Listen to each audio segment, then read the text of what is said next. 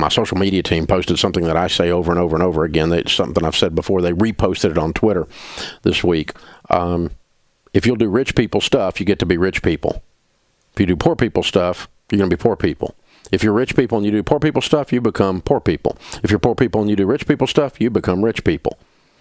And some idiot left-wing socialist, crazy leftist thing picked that up and posted it. And so I've gotten like 5,000 troll hate tweets from left-wing socialist crazy people. Oh, so if I go buy a brand new Ferrari and I rip people off from their pensions, I'll be rich, is the response to that tweet. When obviously, if you have half a brain cell, what that tweet meant was find out what rich people are doing for real and do that, which, by the way, I can tell you what they're doing. They live on less than they make. They avoid debt, and that's how they became rich. It wasn't that they ripped people off or raided a pension fund or filed bankruptcy 22 times or all of your leftist crap, or they inherited money. Oh, I can't inherit money, so how am I going to do rich people stuff? You're a moron. You're just a moron. I mean, seriously. But the problem is that when people get to where they have hope deferred, Proverbs says, makes the heart sick.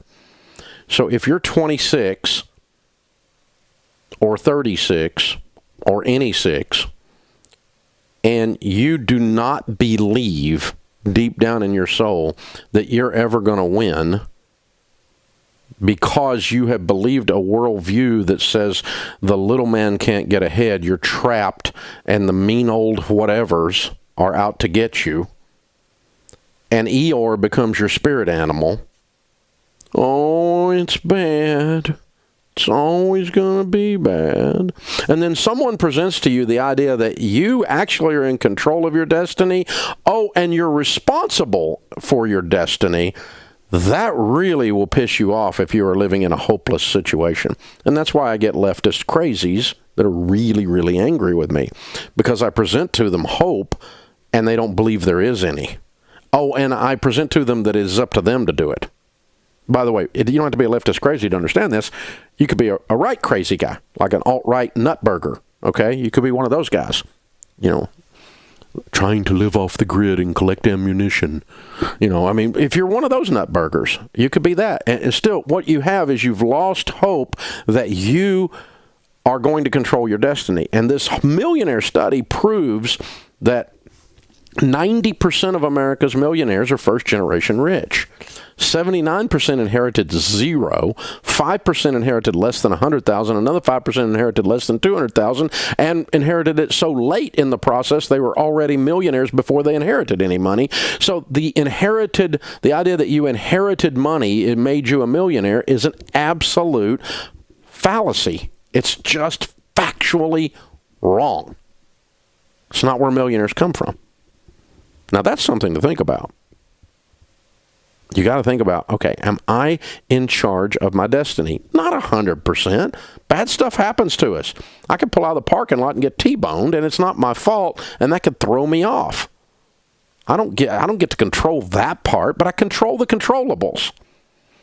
I control the guy in my mirror. He's controllable. That's called self-control. It's part of being a grown-up.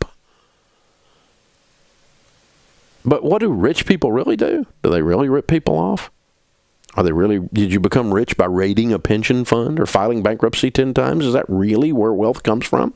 See, if you really believe that line of garbage, and I think, honestly, it's intellectually insincere to say you believe it. If you have 2 brain cells, really, you have to look around and go, that is not where wealth comes from. Ripping people off is not where wealth comes from. Let me give you an example, okay? Business people are ripping people off, and that's how those evil business people.